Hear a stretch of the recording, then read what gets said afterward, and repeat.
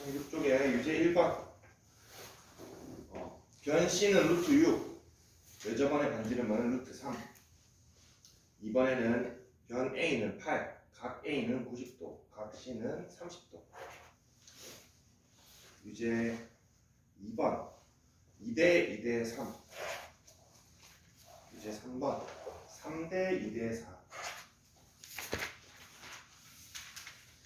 유제 4번 B가 C랑 똑같은 이등변 삼각형. 앞에 그거 적어야 돼요. 네.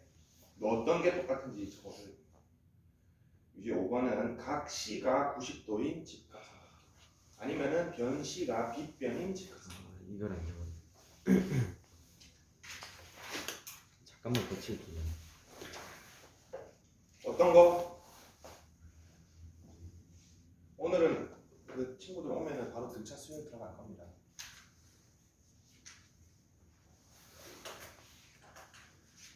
어떤 거 볼까? 유제 중에. 안녕.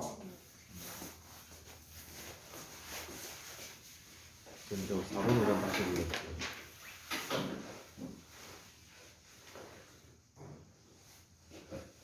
그럼 어디야? 4번 5번? 네. BC 똑같은 이등변. 각 C가 90도인 직각. 각식 변 C가 빗변돼요. 똑같습니다. 다 되나? 시작해볼래?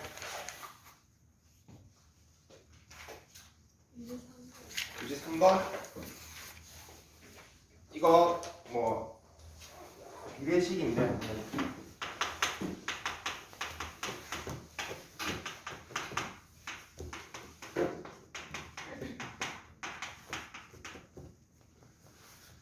어제 본 거 같은데 유리식에서 이거 세 개 어떻게 하면 됩니까? 싹 다 더하면은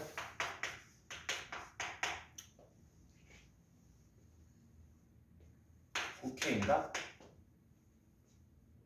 13, 18K니까 9K. 3개 더해서 9K이기 때문에 A, B 2개가 있기 때문에 나머지 하나 C는 몇 K? 4K. A는 K로 문제에서 sin A 대 sin B 대 sin C를 물어봤는데 sin A는 2R분의 스몰 a 2R분의 스몰 b 2R분의 스몰 c가 나오기 때문에 똑같은 수는 우리가 곱해주거나 약분할 수 있습니다. 그러면은 결국 A 대 B 대 C를 물어보는 거기 때문에 3대 2대 4가 됩니다.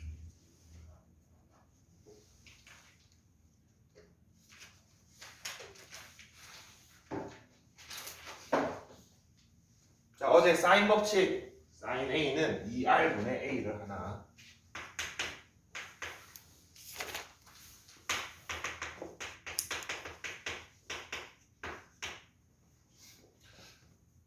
코사인 법칙은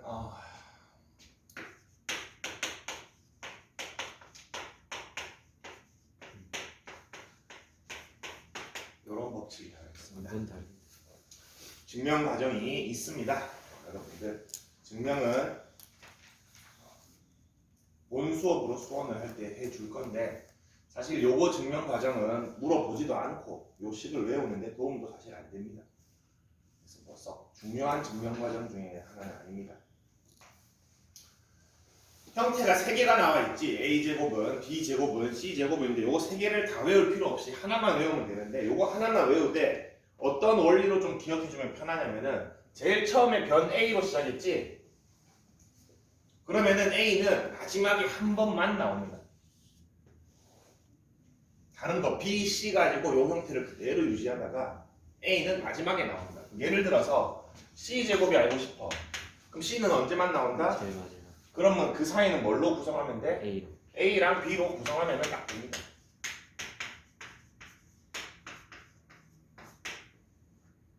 이해됩니까? B로 시작했다. 그러면은 A랑 C로 가운데를 구성해 주시면 됩니다. 그리고 마지막에 코사인 B만 한번 해주시면 한 가지 형태만 외우면은 뭐 어떤 문자가 나오더라도 만들 수 있겠지. 처음 거, 근데 이거는 어제 내가 사인 법칙 설명하면서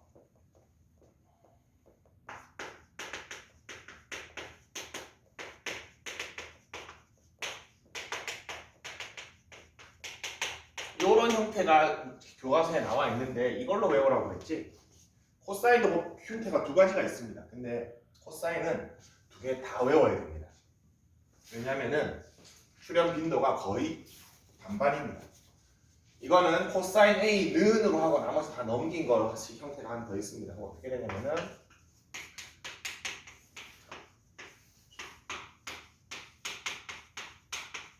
이렇게 됩니다. 이거 그냥 넘긴 겁니다. 근데 이것도 우리 사실 분수를 쓸 때 분모를 보통 먼저 쓰지. 같은 원리로 A를 제일 먼저 썼으면은 맨 마지막에 A가 한번 나온다라고 기억해 주시면은 다른 형태 나왔을 때는 코사인 C를 물어봤을 때 C가 나왔으니까 A랑 B 가지고 구성을 해야겠구나. 그리고 마지막에 C 한번 넣어야겠구나. 이렇게 해주시면은 문자가 바뀌어도 헷갈리지 않습니다. 기본적으로 코사인 법칙은 외우고 시작해야 됩니다. 그리고 외우고 문제 넣는 겁니다. 그래서 선생님이 이거는 굳이 출현 빈도도 많지도 않고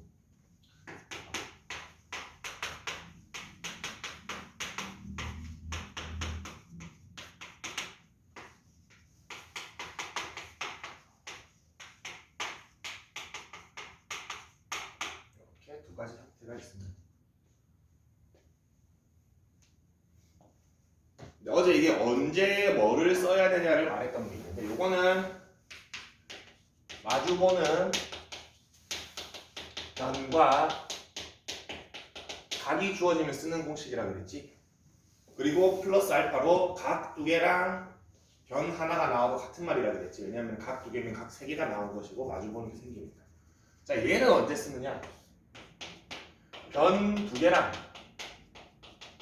각 하나 나왔을 때 코사인 법칙을 쓰면 문제가 해결이 됩니다. 아니면은 변 세 개가 나왔어요.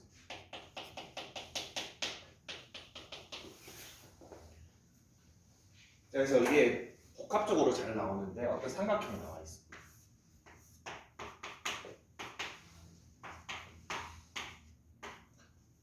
나한테 변 ABC의 길이를 다 줘. 그래놓고 왜 저번에 반지름이 얼마인가요를 물어봐. 뭐 써야 됩니까?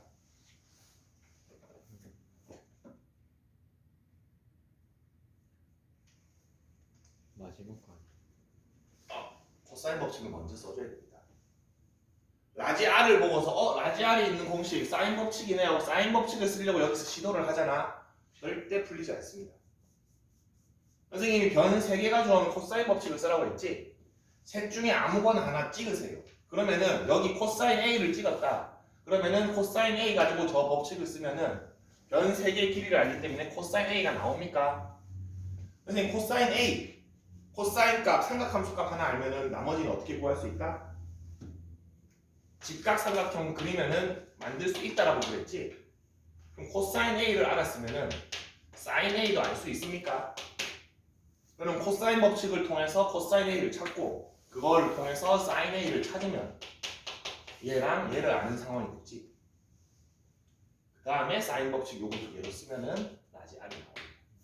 그래서 얘네들은 뭐를 결정해 주는 거냐면은 제일 먼저 뭘 써야 될지. 끝은 얘네가 아닐 수 있습니다. 근데 시작을 뭘로 해야 될지를 쟤네가 결정짓습니다.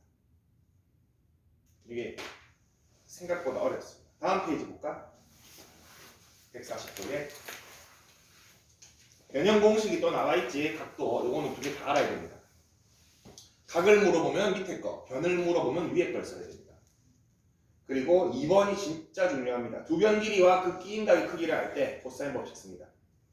사실 끼인 각이 아니어도 됩니다. 그냥 변 두 개랑 각 하나면은 코사인 법칙 씁니다.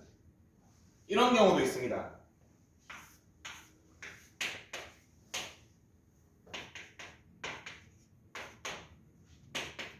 변 A 알려주고 변 B 알려주고 탄젠트 C 알려줘. 이거 어떤 경우입니까? 삼각함수는 각을 알려줬다고 생각하라고 했습니다. 탄젠트 C, 요 C의 각을 알려준 겁니다. 왜? 얘 알면 나는 C의 사인, 코사인 다 구할 수 있습니다. 그래서 이런 경우도 코사인 법칙을 써야 되는 경우. 세변의 길이에 할 때 당연히 코사인 법칙을 써야 됩니다. 그거를 활용해서 푸는 문제들이 이렇게 쭉쭉쭉 나와 있는데 오른쪽 141쪽은 사실 여러분들 그냥 쭉 풀면 되고 유제 3번 한번 볼까? 많이 늦네. 활용 다 나가겠지. 삼각형 ABC에서 A제곱은 B제곱, 이거 순서만 살짝 바꿀게. 요거 1대 각 A를 구하시고가 문제입니다. 요거 눈썰미가 좀 있어야 됩니다. 아까 전에 코사인 법칙 공식 한번 적어볼게요.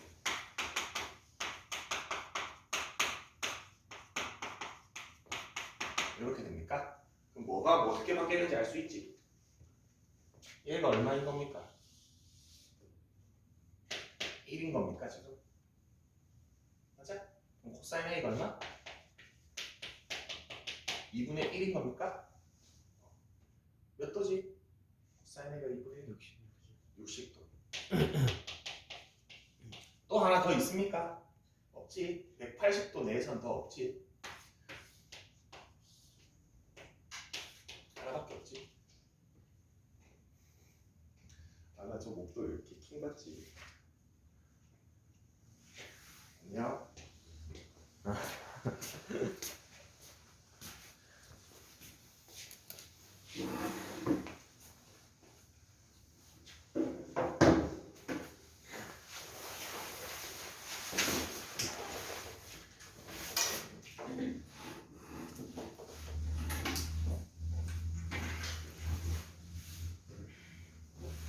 142쪽의 유제 6번 한번 봅시다. 이건 좀 스피디하게 좀 넘어갈게.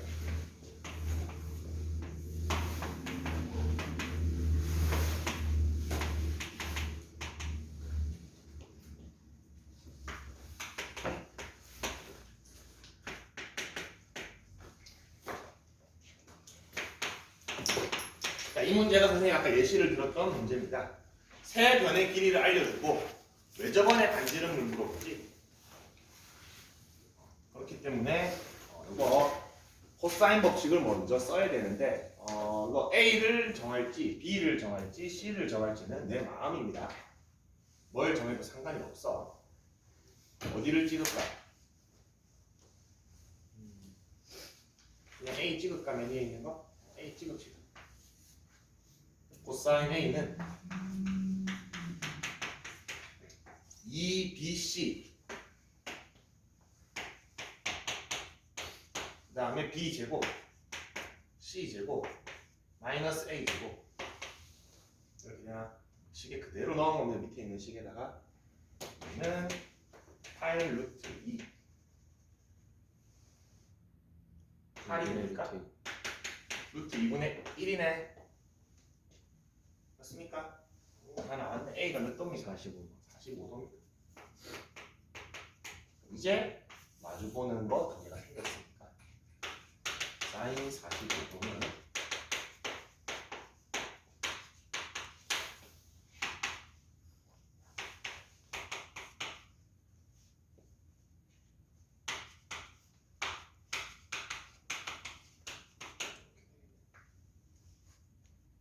저건 뭐 유리화하고 계산해 주시면 됩니다. 이런 식으로 해주시면 됩니다. 건우가 너 오기 전에 한 게 코사인 법칙 이런 겁니다. 외워야 됩니다. 뭐 배운 게 없습니다. 그냥 외우는 겁니다. 그래서 내가 여러분한테 지금 요 문제 풀 때는 공식 외우지 말고 보면서 푸세요. 지금 외워봤자 여러분 수험할 때 되면 또 까먹습니다. 그때 나서 외우면 되니까 공식이 뭐였지 하면서 왔다 갔다 하면서 보면서 풀어도 전혀 문제 없습니다. 넓이 한번 봅시다. 넓이. 삼각형의 넓이. 삼각형의 넓이, 사각형의 넓이도 살짝 몇 가지 소개만 해줄게.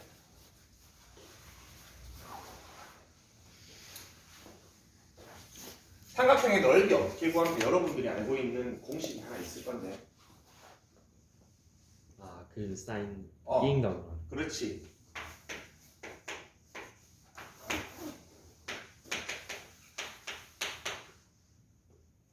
양변 사인 끼인각으로 이걸 중학교 때 배우더라고.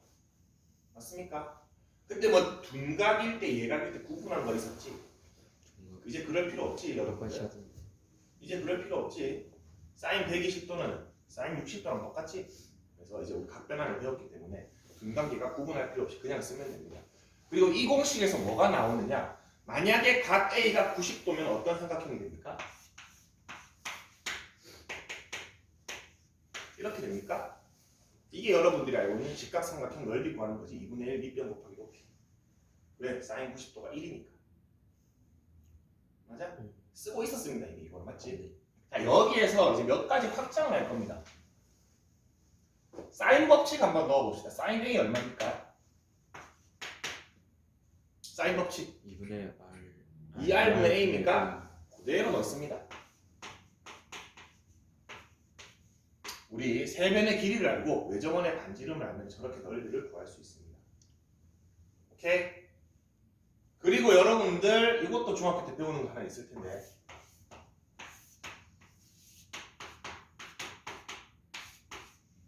이렇게 해서 요 삼각형 3개의 넓이를 다 더해서 전체 넓이 구하는 거 기억납니까? 요거 내접원의 반지름 R이라고. 아, 다 더해서. 요거 한 개 구하고 얼마야? 이렇게 되지? 요거 한 개, 요거 한 개, 요거를 싹 다 더해서 구했던 거 기억납니까? 내접원 배울 때 했던 거 같은데. 그래서 요런 공식도 하나 있습니다. 세 변의 길이와 내접원의 반지름을 할 때 넓이 공식. 세 변의 길이와 외접원의 반지름을 할 때 넓이 공식인데 사실 교과 과정에서는 여기까지 제시를 합니다. 그래놓고 거의 모든 문제들이 세 변의 길이를 주어줍니다. 쓸 수 있습니까? 라지 R을 몰라서 못 쓰지. 스몰 R을 몰라서 못 쓰지. 얘는 아까 전에 방금 전에 했던 유제 6번처럼 어떻게 하면 됩니까? 이제 세 변의 길이가 있으면 거기서 한각 찍고 코사인 법칙 써가지고 걔 찾고 걔를 통해서 사인 법칙 써서 얘를 알아내서 넓이 구할 수 있지. 참 좋은데 세상에는 다양한 사람들이 있습니다.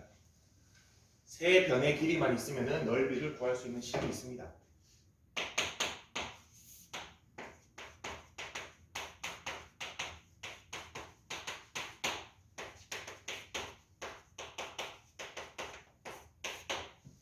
저기 있는 스몰 s는 세 변을 다 더해서 2로 나눈 값입니다. 그래서 루트에 넣고 하면은 넓이가 나옵니다.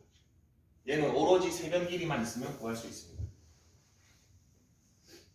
자, 얘가 교과에서 빠지긴 했는데 내가 왜 이걸 알려주냐면 세 변 길이 주고 외접원의 반지름 물어보는 경우 있습니다. 그러면은 여러분 뭐 그렇게 고민할 필요 없습니다. 요거랑 갖다 놓으면은 얘가 나옵니다. 맞지? 세 변으로 넓이 구할 수 있지. 세 변 다 나와 있지. 미지수 얘 하나 남습니까? 라지 R이 그냥 나옵니다. 내접원의 반지름을 구해야 될 경우 있습니다. 요거랑 갖다 하면 나옵니다. 내접원의 반지름. 요 식 하나를 외움으로써 이 죽었던 두 식이 살아납니다. 활용도가 엄청 높아집니다. 사실 방금처럼 뭐 코사인 법칙 쓰면 사실 이거 하나만 씁니다. 어떻게 보면 이게 더 좋은 방법일 수도 있습니다. 식 하나로 모든 걸 커버치니까. 근데 요거 하나를 알므로써 속도가 엄청 빨라집니다. 어떨 때? 특히 세 변 길이가 정수일 때.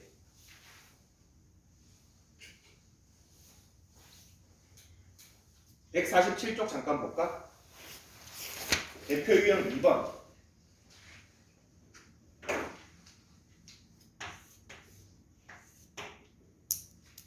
486.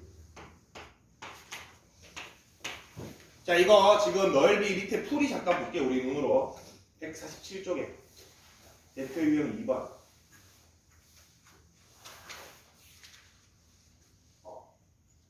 그러면 코사인 법칙으로 각 A 하나 찍어가지고 코사인 A 찾아냈지. 그 다음에 사인 A 찾아내가지고 양변 끼인 값으로 구했습니까? 자, 내가 만약에 이 헤론의 공식이라면 이걸 알고 있다고 칩시다. 스몰 s부터 구할게. 구가 됩니까? 그래서 넓이는 35.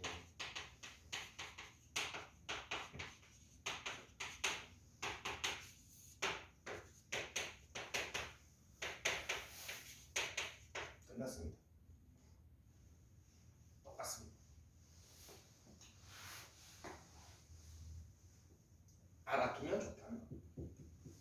이거 역시 근데 여러분 지금 가르쳐 주면은 다들 까먹더라. 이거 이때 애들 수원할 때 알려줬는데 고3 되니까 다 까먹고 기억을 못 하더라고.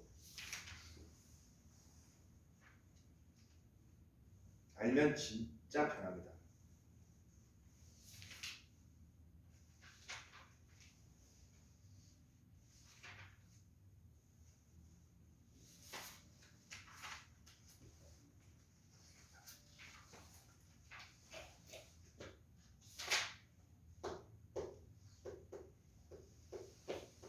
(152쪽) 잠깐 볼래? 요거는 또 알려주고 싶은 게 하나 있네.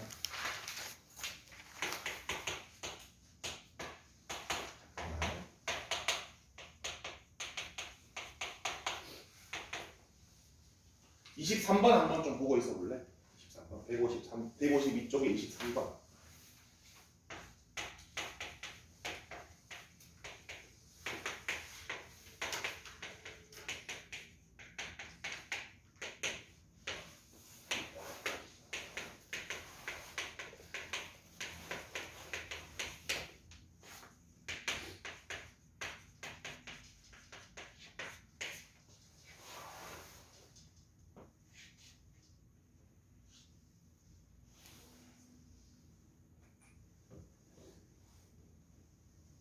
자, 23번은 선생님이 방금 알려준 거에서 추가로 하나의 정보를 더 알고 있어야 되는데 잘 봅시다. 여러분 피타고라스 증명할 때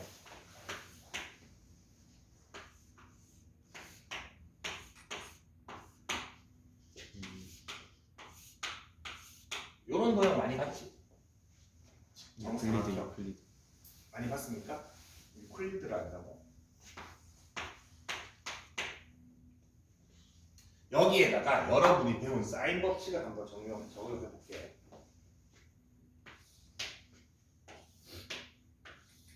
넓이 공식, 요 근본 공식 첫 번째 것만 쓸 겁니다. 자, 요 삼각형의 넓이 AB 2분의 1 사인 90도입니까? 맞아? 이 길이 얼마야? B지. 이 길이 얼마입니까? 여기 각도 얼마입니까? 90도. 얘랑 넓이 어때? 같아요. 똑같습니까? 똑같습니까? 2분의 1 AB 사인 90도입니다. 자, 요 각도를 세타라고 할게. 요 길이 C고 요 길이 B지. 이거 90도고 이거 90도입니까? 그럼 한 바퀴는 360도인데 180도가 빠졌지. 요 각도는 얼마야? 80 마이너스. 파이 마이너스 세타입니까? 사인 세타랑 사인 파이 마이너스 세타 어때? 똑같지?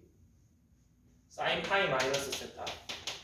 각변환 해주면 파이니까 그대로 사인 세타고 이사분면이니까 그대로지. 그리고 결국 요 가운데 삼각형이랑 요 넓이랑 같습니다. 양변 끼인각 사인 세타인데 양변 끼인각 사인 세타 값이 똑같기 때문에 얘는 같습니다. 그래서 여기 도형에서 보이는 삼각형이 되어 있지. 넓이가 전부 똑같습니다. 이런 어떤 삼각형을 만들어도 똑같습니다. 그리고 23번을 봐봐. 그러면은 가운데 있는 삼각형이랑 저 노란 삼각형이랑 넓이가 어떻다? 같습니다. 그럼 노란 삼각형의 넓이를 구하시오 하면은 가운데 삼각형의 넓이를 구해야 돼. 자, 근데 각도가 안 나와 있지? 코사인 법칙으로 구해야 됩니다. 근데 내가 뭐를 제시해줬지? 헤론의 공식을 제시해줬습니다. 세변 길이를 압니다. 스몰 s부터 구합시다. 2분의 5 더하기 4 더하기 7입니까? 얼마야? 8입니까? 그러면은 넓이는 8에다가 8 빼기 5, 8 빼기 4, 8 빼기 7. 5번 4루트 6.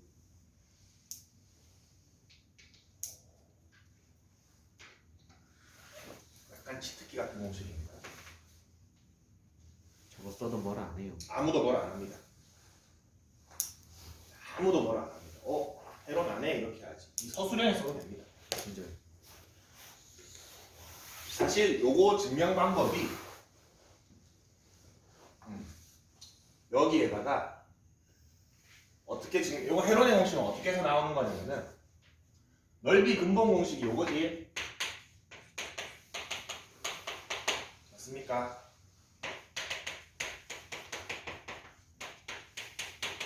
우리 이거 알고 있지? 맞아? 그럼 사인 제곱 A는 1 마이너스 코사인 제곱 A지? 그럼 사인 A는 루트 1 마이너스 코사인 제곱 A니까 얘를 여기다 집어넣습니다.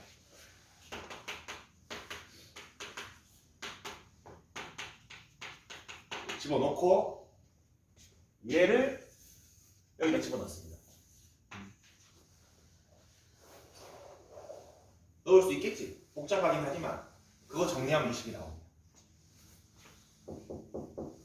그러면은 뭐 증명은 이렇게 하는데 뭐 굳이 뭐 증명 과정까지 할 필요 없죠. 여러분들이 배운 공식으로 나오는 식이기 때문에 사용해도 되는 겁니다. 뜬금없이 뭐 더 높은 걸 쓴 게 아니고 여기에다가 삼각함수 성질 쓴 거고 거기에다가 코사인 법칙 넣은 겁니다. 그러면은 삼각함수 성질을 이용하여 부시오에 없어도 되겠죠.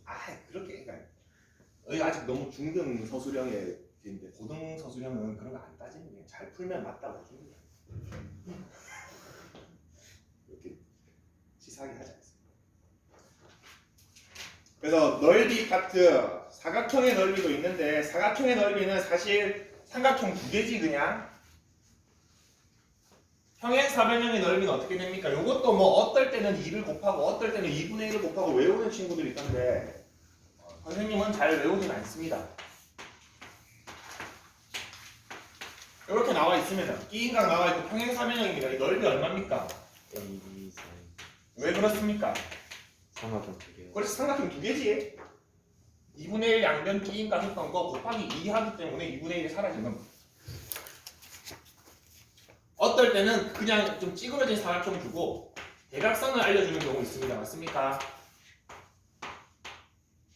자, 요거는 살짝 확장만 좀 해주세요. A 위까지 올리고 A 아래까지 내리고 B 왼쪽으로 내리고 B 오른쪽으로 올리면 요 길이 얼마? A, 2A A지? A A. 요 길이 얼마? B B입니까? 자, 요 각도가 세타였으니까 동의각으로 요 각도 얼마? 세타 세타입니까? 그럼 파란색 전체 넓이는 얼마야? A, B, 세타 AB 사인 세타입니까? 방금 전에 했지? 근데 하얀색은 파란 거를 이렇게 색종이 졌듯이 담직 접은 겁니까? 이 동서남북인데? 그러면 하얀 거의 넓이는? 2분의 1 근데 이거를 뭐 어떻게 뭐 대각선일 때는 2분의 1을 붙이고 대각선이 없을 때는 그냥 하고 막 외우고 있던데 외우지 마세요. 삼각형 넓이 공식에서 그냥 두 개인지 하나인지 따져주시면 됩니다. 그게 145쪽에 나와 있습니다. 사각형의 넓이. 방금 했던 거 두 개인데 삼각형의 넓이에서 어떻게 변형이 되는가 조금 추적해주면은 이거 굳이 외우지 않아도 됩니다.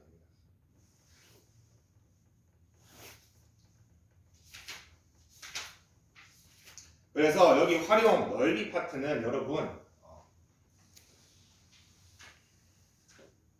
내가 좀 해보고 싶다 하는 친구들은 풀어주세요. 알겠지? 이것도 오늘 중으로 이 파트 답지만 올려줄게.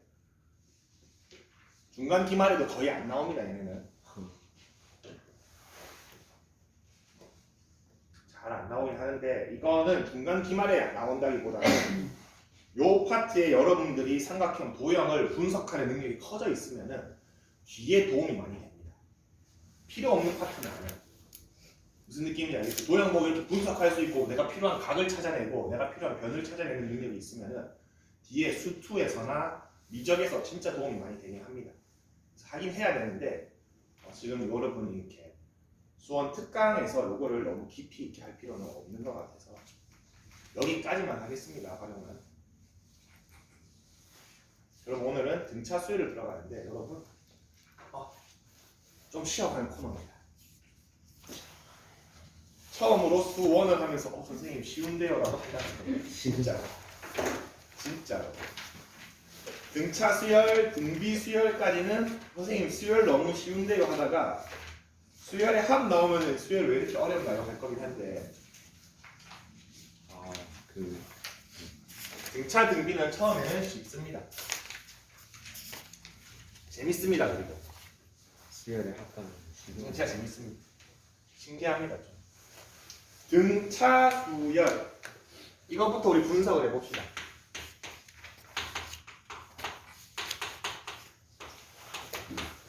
등자가 어떤 등자일까? 같을 때 오 좋아. 같은 차는 차이겠지? 이거는 수일 것이고 열은 뭐지? 나열한 나열입니다. 차이가 같은 수를 나열한 겁니다. 대표적인 등차 수열이 뭐가 있냐?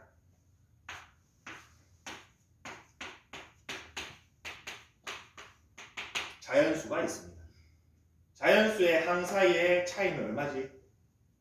1입니까? 1씩 차이 나지? 그런 수를 나열한 겁니다. 이게 대표적인 등차 수열이 중 하나입니다. 또 이런 것도 있겠지. 짝수만 나열한 거.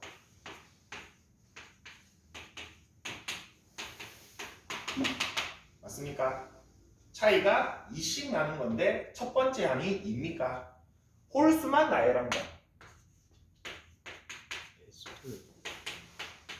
이것도 등차 수열입니다. 근데 또 어떤 건 이런 게 있을 수 있어.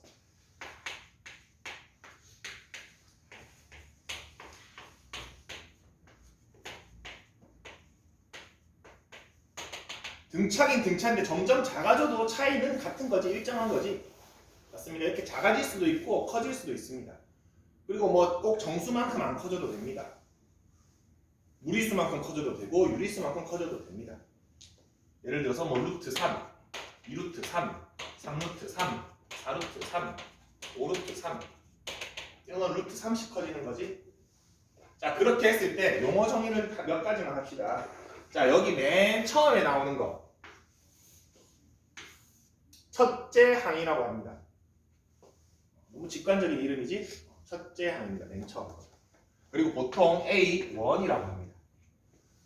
A라는 수를 나열하는데 첫 번째 거라서 첫째 항이라고 부르고 선생님은 이제 첫째가 이게 발음이 좀 어렵다고 보니까 보통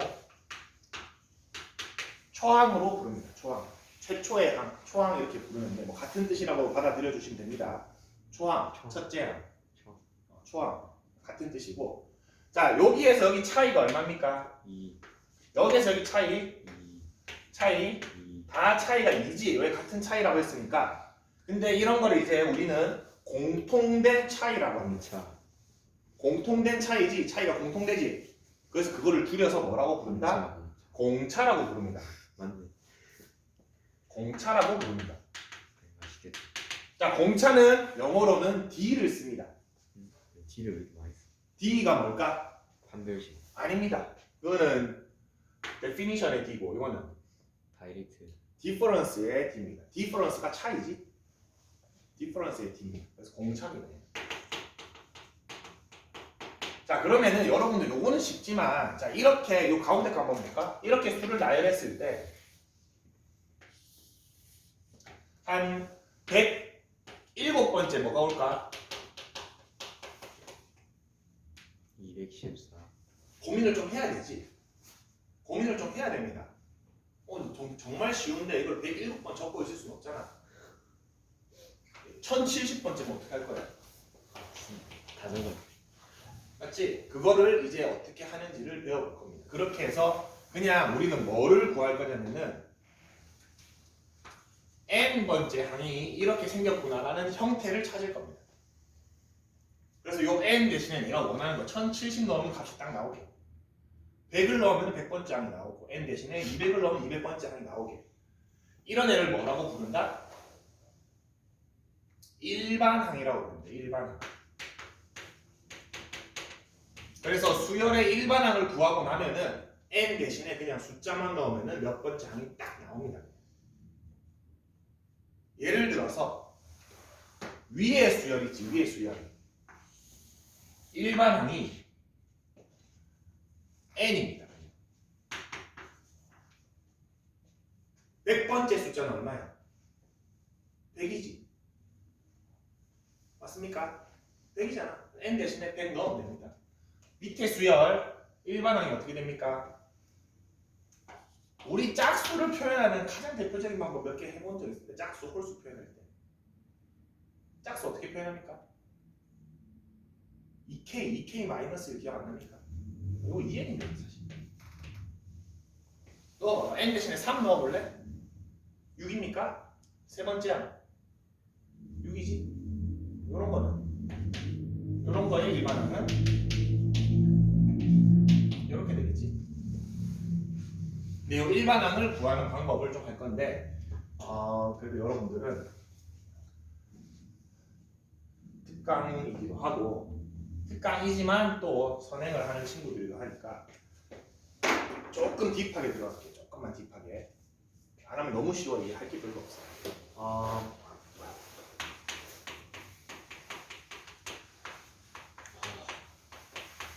조금만 딥하게. 여러분 국어나 철학에서 배웠을 겁니다. 귀납법, 연역법. 귀납법은 뭡니까? 그냥 여러 개를 들어가고 하나 사례들을 확인해서 하나의 결과. 하나의 결론을 도출하는 거지. 일반적인 결론에 도출하는 거지. 맞습니까? 그리고 요거를 국어에서 배울 때는 내 의견들을 쓰고 마지막에 나의 주장을 쓰는 거를 귀납적 서술이라고 합니다. 연역적 서술은 내가 주장하는 바를 맨 처음에 탁 적어버려요. 나의 의견을 쓰고 그 다음에 막 설명을 합니까? 아니면은 결론을 먼저 지어놓고 거기에 일반적인 사례들을 찾습니까? 사례들을 찾습니까? 지금 여러분들이 배울 수열은 연역적 접근 방법입니다. 왜? 어떤 수열이 나오든 일반항을 먼저 찾을 겁니다. 그 다음에 n 대신에 1도 넣어보고 n 대신에 5도 넣어보고 n 대신에 7도 넣어볼 겁니다. 맞습니까? 일반적인 결론을 하나 먼저 찾은 다음에 세부 사항들을 찾아갈 겁니다. 내가 이걸 왜 굳이 얘기하느냐? 요 수원의 마지막 단원이 뭡니까? 귀납. 수학적 귀납법입니다. 거기서는 지금 배웠던 똑같은 수열을 요렇게 연결할 겁니다. 즉, 첫 번째 항이 이랬고, 두 번째 항이 이랬고, 세 번째 항이 이랬기 때문에 그 다음 번째 항은 이렇게 될 것이고, n 번째 항은 이렇게 될 것이구나 라고 귀납적으로 추론하는 겁니다.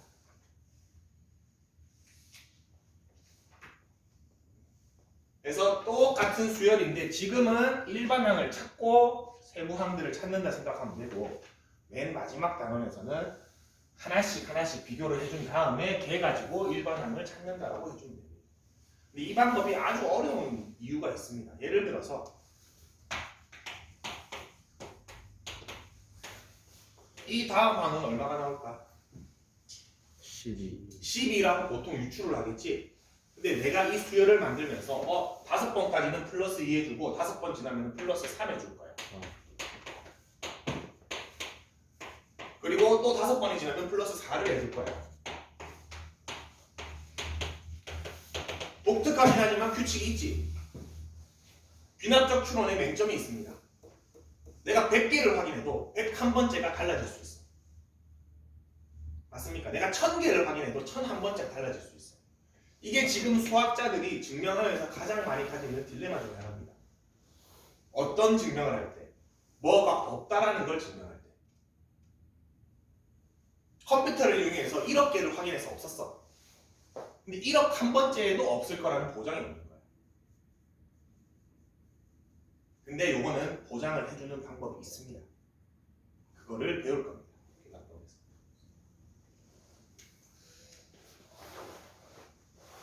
그래서 이 수열이란 과목이 요 귀납과 연역으로 하나의 그 접근 방법을 어떤 걸 설정하느냐에 따라서 좀 이렇게 되어 있다라는 것을 틀을 알고 접근하면은 이 수열이라는 과목 내 단원이 그래도 한계로 보입니다.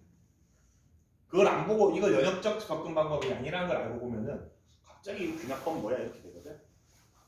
지금은 연역적으로 하고 있다라고 생각해 줍니다. 154쪽 봅시다. 자, 수열. 차례대로 수가 나열된 거를 수열이라고 그러고 각 항을 각 수를 그 수열의 항이라고 합니다. 그리고 n번째 항을 수열의 일반항이라고 합니다. 자, 확인 체크, 확인 1번, 2번은 1번, 2번 같은 경우는 그냥 n 대신에 1, 2, 3, 4 넣으면 4개 나옵니다. 맞지? 2번이 아직 여러분 단계에 조금 어려울 수 있습니다. 아직은 어렵습니다. 이거는 확인 문제가 아닙니다. 난이도가 높습니다. 근데 별로 중요하지 않습니다. 저건 그렇구나. 아직 여러분이 할 문제가 아닙니다. 등차 수열 봅시다. 등차 수열은 어떤 수열이라고 한다면, 자, 수열을 좀 정의를 할 건데, 우리 다음 번째 항이 되기 위해서 n번째 항에다가 공차를 더하면 된다라고 정의를 할 수 있습니다. 등차 수열. 맞지? 공차 똑같은 차이만큼을 더해줬더니 n번째 항에다가 차이를 더해줬더니 그 다음 번째 항이 되더라라고 하는 거를 등차 수열의 이게 뭐냐? 점화식입니다. 이거 알아야 됩니다. 등차 수열의 점화식입니다.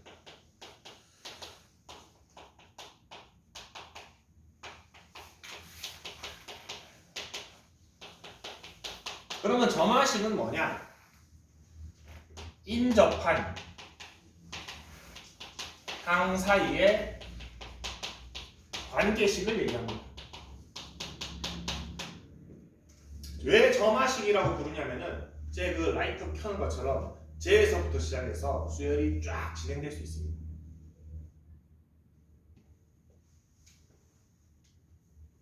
잠깐만.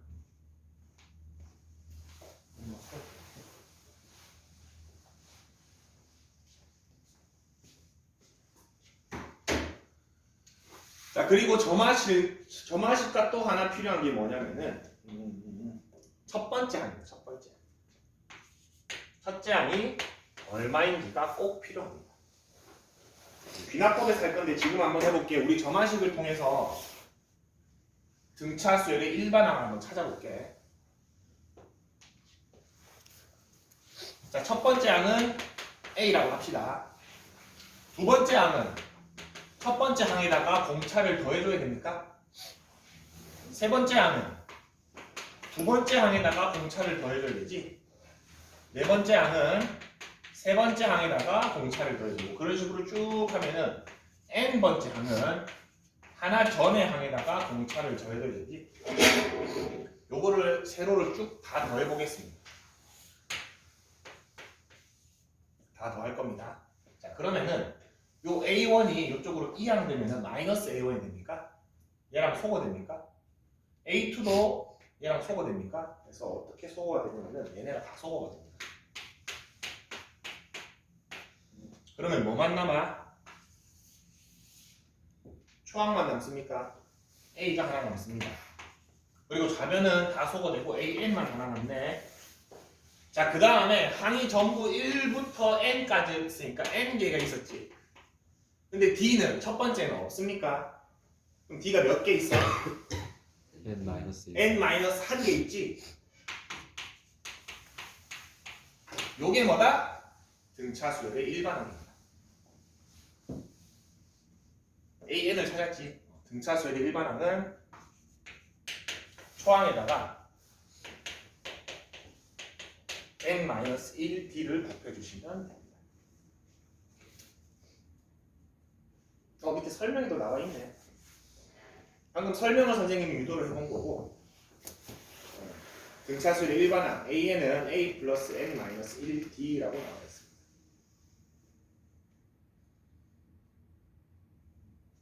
확인 4번을 한번 같이 해볼게. 첫째 항이 11이래. 그리고 공차가 마이너스 2래. 일반항 구해봅시다. A에는 첫째 항에다가 공차를 하나 부족하게 더해주시면 됩니다. 이렇게 나옵니다. 이렇게 넣으면 됩니다. 저식. A7 구하라며?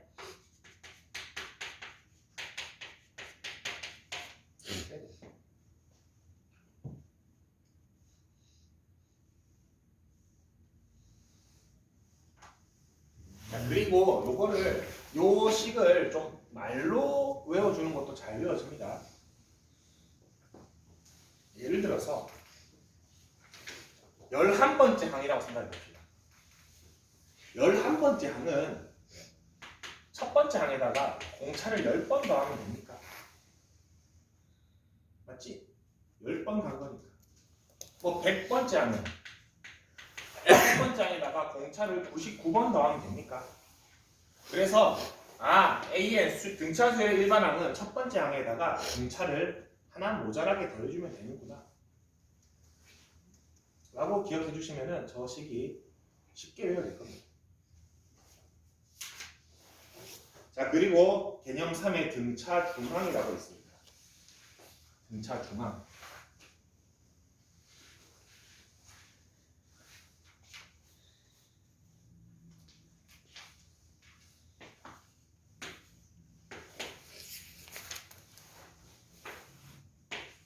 이렇게 수열이 진행이 되는데 그걸 A, B, C, D, E라고 합시다. 이거는 A1이고 얘는 A1 플러스 D이고 A1 플러스 2D이고 이렇게 수열이 나열됐는데 각각을 A, B, C, D, E라고 놓은 겁니다. 가운데 항을 한번 볼게. B항은 A랑 C의 가운데 있지. 쟤를 어떻게 우리가 표현해 줄 수 있을까라고 봤더니 양옆에 거 한번 더 해볼까?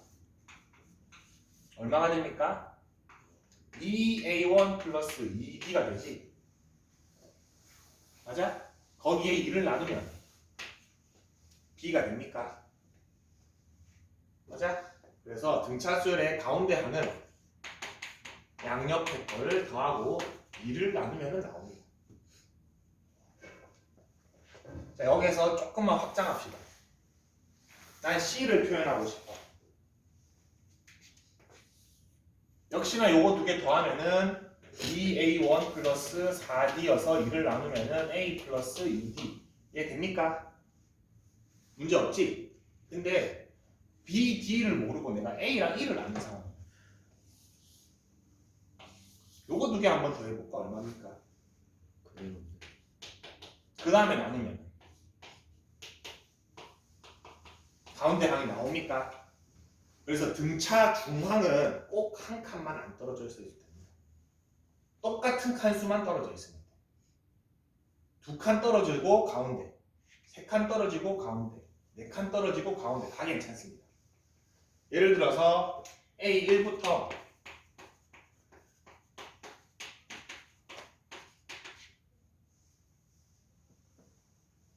이런 수열이 있는데 첫 번째 항 주고 7번째 항 줬어.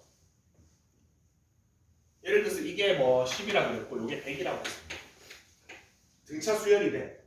얘를 구하래. 하나씩 찾을 필요가 없습니다. 몇 칸 떨어졌습니까?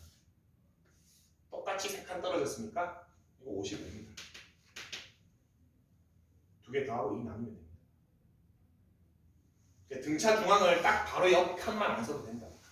여러 칸이 떨어져도 쓰이고. 자, 그리고 이거는 사실 B라는 숫자는 A랑 C의 어떤 수랑 같습니까?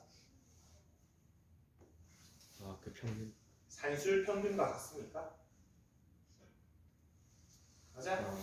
산술 평균과 같습니까? 그래서 등차 수열은, 등차 중앙은 옆에 책 좋습니다. 개념 노트에 나와 있네. A와 C의 등차 중앙 2분의 A 플러스 C는 A와 C의 산술 평균. 이거 꼭 체크해 줍시다. 왜? 내일 배울 등비 중앙은 기하급입니다. 연결됩니다. 그리고 등차 중앙 옆에는 우리 한글로 순서대로라는 네 글자를 좀 적어볼까? 순서대로. 그냥 순서대로 적어줘. 어떤 문제를 푸는데 순서대로란 말이 있어. 중앙 쓰는 문제. 99.9%. 밑에 예제도 확인도 전부 다 순서대로가 들어가 있지. 나중에 심한 문제는 안 들어갈 것 같지. 심한 문제도 들어갑니다. 그냥 아무리 복잡한 문제도 순서대로 들어가 있으면 이거 중앙 쓰는 문제인데. 근데 그 중앙이 등차 중앙인지 등비 중앙인지는 봐야 되지만 일단은 중앙을 쓰는 문제구나라는 걸 알 수가 있습니다. 확인 6번 같은 거 1x 11y입니다. x 먼저 구하면 되겠지? 1이랑 11 더하면 12고 나누면 6입니다. 그러면 y는 굳이 중앙을 쓸 필요가 없습니다. 공차가 얼마가 됩니까? 1, 6, 11이니까. 그럼 y는 16입니다. 2번도 마찬가지입니다. 조금 쉬었다가 유형 문제 풀도록 합시다.